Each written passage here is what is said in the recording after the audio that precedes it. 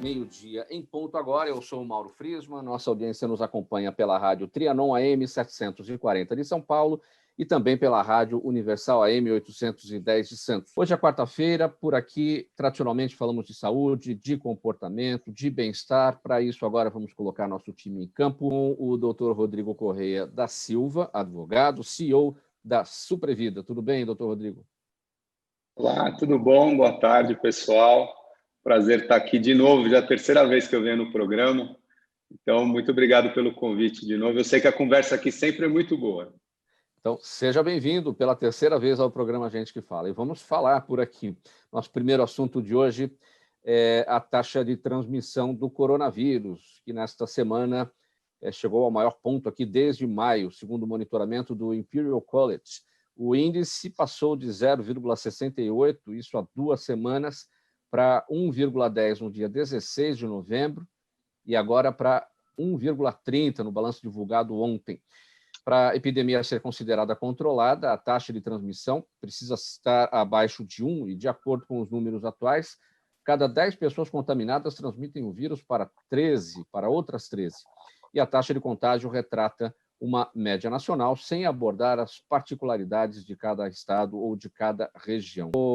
Doutor Rodrigo, como é que você avalia esse destaque aqui para esses índices do Imperial College, de que agora a cada 10 pessoas contaminadas, outras 13 estão sendo contaminadas, né? Esse aumento dessa taxa. A gente aqui a Suprevida é uma empresa de internet, né? Então a gente tem uma obsessão por dados e por tendências, por estatísticas. Isso a gente está sempre analisando, e quando a gente vê um número desse, a gente sempre pensa no que influencia esse número, né? Então, uma coisa que mudou muito do começo para a pandemia para agora é a disponibilidade de testes, né? Então, se a gente vê a quantidade de pessoas testadas e a disponibilidade de testes, especialmente no Brasil, aumentou muito. Então, isso já é um fator que distorce o número. De outro lado, também, a gente percebe que as medidas de isolamento, de certa forma, não são racionais, né? Então, o que tem se percebido é que essa contaminação por aglomeração ela acaba acontecendo em alguns hubs, né, em que as pessoas se encontram ali, tem uma interação intensa e essas pessoas se contaminam mutuamente e saem para outros lugares e por aí vai, elas são vetores e vão ampliando isso. Quando a gente olha as medidas que foram colocadas na maioria dos países e aqui em São Paulo, a gente vê essa restrição de horário. Se a gente pensar que o importante é distanciamento social, portanto, dispersão física das pessoas, não faz sentido eu comprimir o horário, porque eu vou ter mais gente no mesmo lugar na mesma hora, né? Em tese, o ideal seria eu ter um horário mais largo, com restrição de ocupação, porque assim as pessoas poderiam se distribuir nos lugares, né? E assim facilitar o distanciamento. Outra coisa que a gente percebe é que essa questão de ocupação máxima e não definir como a ocupação tem que ser feita é um problema, porque a gente tem muitos estabelecimentos cuja ocupação aprovada é muito maior do que a ocupação habitual pré-pandemia.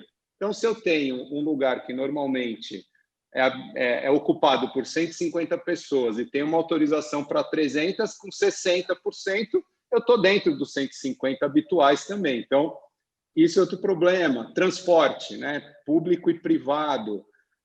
Também não tem uma restrição clara em relação a distanciamento, aquela coisa de pular uma cadeira, tal, todo mundo fica perto. Então, de um lado, a gente tem o indicador que não considera algumas coisas, uma que você mesmo colocou, Mauro, essa questão de média. Média é um problema, né? Aquela coisa, meu pé está 0 graus, minha cabeça 70. Estou saudável porque a média é 35? Lógico que não. Então, números médios também, eles tendem a ser equivocados e levar, muitas vezes, a decisões equivocadas, né? Então, na nossa visão, de um lado, a gente tem esses indicadores que não têm um detalhamento suficiente para as pessoas compreenderem o que está acontecendo no arredor delas. De outro lado, as medidas de isolamento também foram problemáticas, né? A gente aqui na Supervida tem trabalhado, porque é uma empresa focada em saúde, né? Então a gente tem que manter a roda girando para as pessoas. A gente fica num centro de inovação dentro do Hospital das Clínicas de São Paulo, então a gente acompanha também o que acontece aqui. A notícia que a gente tem tido e que a gente tem acompanhado é que as internações aumentaram. Por outro lado, o setor saúde aprendeu a tratar melhor a Covid. Então, o indicador de internação, óbito, melhorou, né? Mas tem também isso que foi colocado de que algumas comorbidades que são importantes para o desfecho também pioraram. Então, é uma dinâmica que a gente, infelizmente, tem que entrar no detalhe. Não adianta a gente olhar coisa tão macro assim, que a gente fica com uma impressão errada.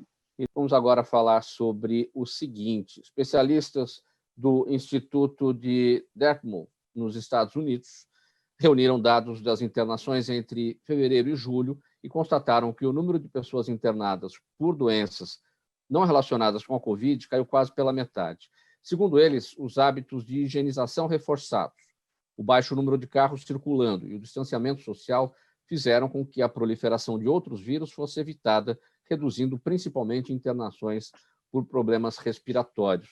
Doutor Rodrigo, a partir desses dados, a gente pode ter uma lição para a vida aí no momento pós-Covid breve, tomara, não? Esse estudo ele foi interessante porque confirmou uma percepção que a gente tinha aqui no Brasil. Na Supervida, a gente oferece produtos para saúde, profissionais e informação, né? Então, a gente acompanha o efeito do que está acontecendo no mundo lá fora. O que a gente percebeu, conforme a pandemia foi avançando, teve aquele começo, todo mundo atrás de álcool gel, máscara e tal, e pesquisando sobre Covid, mas a gente percebeu que a categoria de produtos e serviços ligados a cirurgias e acidentes graves, né, ele diminuiu muito.